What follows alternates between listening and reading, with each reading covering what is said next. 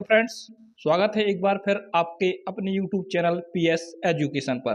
तो साथियों, आज हम उपस्थित हुए हैं थॉर्नडाइक का सिद्धांत लेकर, जो प्राथमिक शिक्षक पात्रता परीक्षा 2026 के लिए बहुत ही महत्वपूर्ण भूमिका निभाएगा।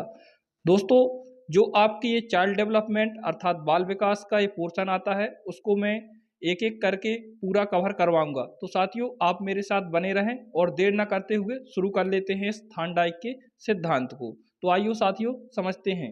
तो ये क्या थे थॉर्नडाइक, इनका क्या सिद्धांत था, इसको एक एक करके समझते हैं। तो साथियों, जो थॉर्नडाइक महोदय थे, उन्होंने प्रयास एवं त्रुटि का सिद्धांत दिया। इनका पूरा नाम पूछा जाता है तो आप लोग याद जरूर रखें, इनका पूरा नाम क्या था? एडवर्ड एल थॉर्नडाइक, ठीक है ना। और इनके सिद्धांत को ट्रायल एंड एरर थ्योरी के नाम से भी जाना जाता है। और यह सिद्धांत क्या बताता है? यह सिद्धांत बताता है कि सीखना बार बार प्रयास करने और गलतियों से सीखने की प्रक्रिया है, ठीक है ना। यदि हम किसी कार्य को सीखना चाहें तो हमें निरंतर प्रयास करने होंगे, अर्थात बिना अभ्यास के हम कोई भी कार्य सीख नहीं सकते हैं। यह सिद्धांत हमारे दैनिक जीवन में भी उपयोगी है। आइए आगे देखते हैं।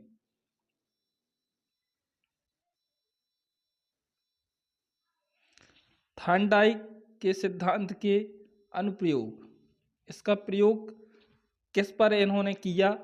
थॉर्नडाइक महोदय ने बिल्ली को एक पजल बॉक्स में रखा। तो एक बॉक्स था, उसमें बिल्ली को रखा और बिल्ली शुरू में इधर उधर प्रयास करती रही। अर्थात साथियों, इन्होंने एक बॉक्स में एक बिल्ली को बंद किया और बिल्ली बार बार प्रयास करती रही। गलती से लीवर दबाने पर दरवाज़ा खुल जाता है। जब उसने अथक प्रयास किया तो उसका एक बार पंजा लीवर पे, अर्थात जो उसका बटन था खुलने वाला, उस पे रख जाता है और उसे भोजन मिलता है। तो बार बार प्रयोग करने पर बिल्ली, इसको थोड़ा सा अपन यहाँ पे ले चलते हैं। तो बार बार प्रयोग करने पर बिल्ली जल्दी सही क्रिया सीख गई। अर्थात उसने जब बार बार प्रयास किया, उसको सार्थक परिणाम सामने आए तो वह क्रिया बार बार रिपीट की, जिससे उसको सही परिणाम देखने को मिला। तो इसका निष्कर्ष क्या हुआ साथियों? सफल क्रिया मजबूत होती है। अर्थात आप किसी कार्य को शुरुआत कर रहे हैं, अगर आपने पहली ही शुरुआत किया और पहली ही बार में आपको एक अच्छा रिस्पॉन्स देखने को मिला तो आप उस कार्य को दोबारा से भी करेंगे। लेकिन अगर आपको सही रिस्पॉन्स नहीं मिलेगा तो आप उस कार्य पे ज़्यादा असर नहीं दिखा पाएंगे, अर्थात आप उस कार्य को उतने तत्परता के साथ नहीं करेंगे। तो इससे निष्कर्ष ये निकला कि सफल क्रिया मजबूत तभी होती है जब आपको सकारात्मक परिणाम मिले। इसके बाद चलते हैं नेक्स्ट। तो साथियों, अब हम जान लेते हैं कि थॉर्नडाइक के प्रमुख नियम कौन कौन से हैं। इससे क्वेश्चन बनते हैं, तो आप सभी लोग ध्यान से देखेंगे। इनका पहला नियम, जो पहला नियम है वो है प्रभाव का नियम। प्रभाव का नियम क्या कहता है? जो क्रिया सुखद परिणाम देती है वह मजबूत होती है। अर्थात आपको अगर सकारात्मक परिणाम मिलता है किसी कार्य में तो आप उसमें मजबूती से काम करेंगे, ठीक है ना। और जो क्रिया दुखद परिणाम देती है वह कमजोर हो जाती है। आपने कोई कार्य प्रारंभ किया और आपको उसमें नेगेटिव रिस्पॉन्स मिला, आपके अनुसार नहीं हुआ, तो उसमें आप दिक्कत आएगी आपको और उस काम को आप मजबूती के साथ नहीं कर पाएंगे। तो ये आपका थॉर्नडाइक का पहला नियम था। दूसरा नियम क्या है? अभ्यास का नियम, लॉ ऑफ एक्सरसाइज।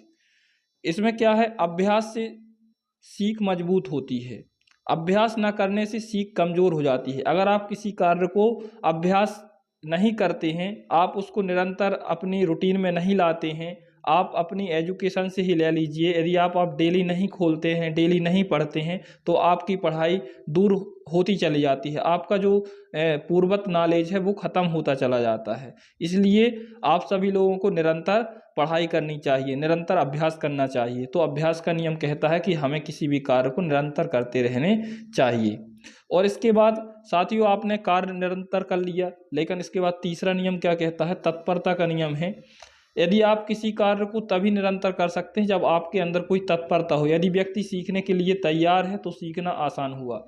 आप घोड़े को पानी पीने के लिए तालाब तक तो ले जा सकते हैं, पर आप उसको बाध्य नहीं कर सकते कि आप कि घोड़ा पानी पी ही ले, अर्थात उसके अंदर तत्परता होगी तभी वो पानी को पिएगा। आप ऐसे भी समझ सकते हैं।